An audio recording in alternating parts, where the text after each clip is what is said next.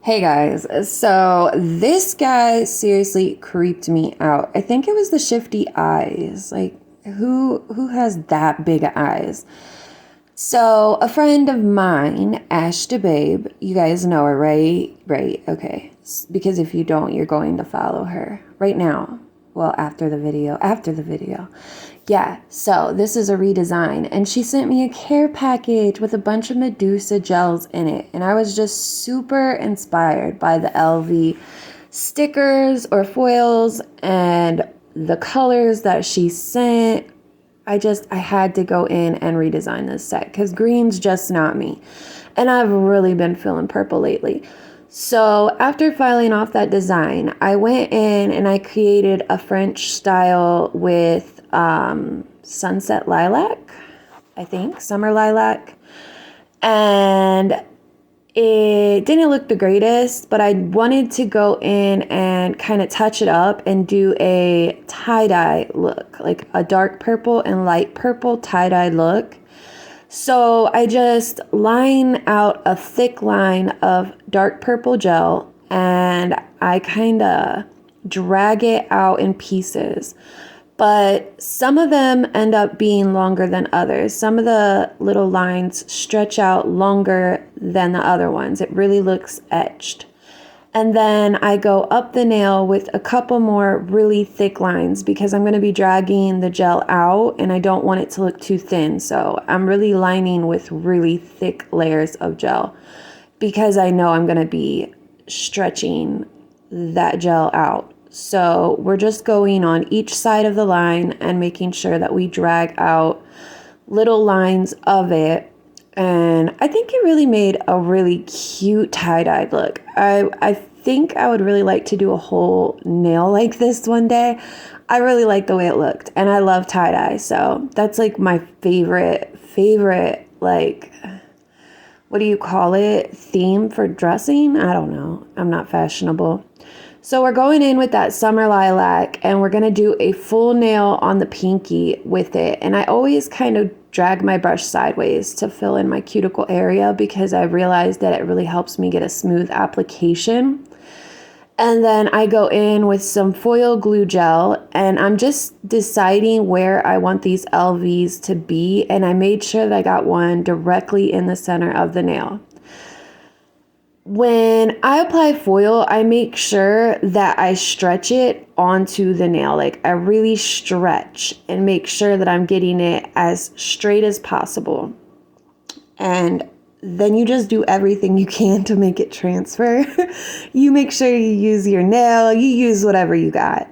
And then we sealed in the design using our non-wipe top coat. Now this is Purple Nurple acrylic and Frostbite. Purple Nurple is from our She's Electric. Frostbite is from our Candy, I don't know, I can't remember. And then our art brush. Boy, we're going fast here.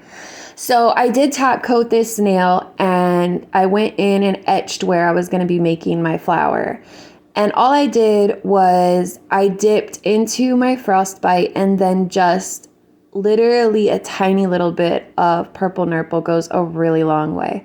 So I just grabbed the Frostbite, a bigger pearl of the Frostbite, and then just like really quickly dunked into Purple Nurple, just a shade into that area. So when I do 3D acrylic, it's really easy because I don't drain my bead out. I pick it up and I lay it there and then I just sit and play with it and kind of keep it in this nice little blob. I make sure it's a perfect little circle. I play with it. And while I'm playing with it, I can tell when it's the best time to actually start shaping because it stops spreading outward as I'm trying to keep it in that perfect little circle. It stops spreading. And when it stops spreading, I know like, okay, well then I can shape it.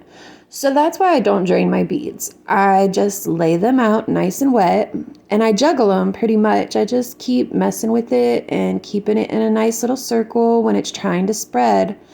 And when it stops spreading, I grab my brush and I turn it on its side. If you notice, I'm using it on its side. And that's the sharpest way. It's almost like I'm cutting it with a knife. and I just flatten those areas out. And then I go around the edges and I make sure I'm pushing those edges up. So you're gonna see right here. When you're doing long petals, it's the same idea, but you wanna grab the bead when it's wet and stretch it the length that you think you want your petals to be from the jump. You don't wanna wait for this part. You wanna make sure that while the bead is wet, you are stretching it. And then you sit and play with it and juggle it until it stops moving, and that's when you really start getting that shape. So as it's wet, I'm just really moving it and juggling it and getting it out there. And then I like that curved look on the edge. So I just made sure that I kind of made a swoop with the leaves. I really like the way it looked though. Look at that. I think that's the most elegant flower I've ever made. So these are the bigger petals, and then after I do these bigger petals, I go in between them with slightly shorter petals. Now you do have to make sure that your acrylic isn't losing the shape that you put it. So say you go to kind of carve out that dimension in the petal, and you realize that it is starting to fade away. The dimension is fading away. That's because it was still kind of moving a little bit. So you need to make sure that you're paying attention for that dimension to fade away, because if it starts to fade away, you need to really quickly go back to that petal and start carving again before it dries all the way.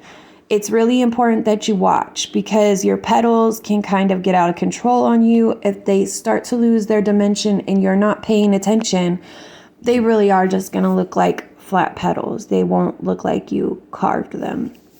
So I do end up going in on the sides with acrylic, like little flowers, but since it's right there on the side, all I do is drag it, but then I just smush it off where the nail ends. I don't want anything carving out from the nail. So here we go.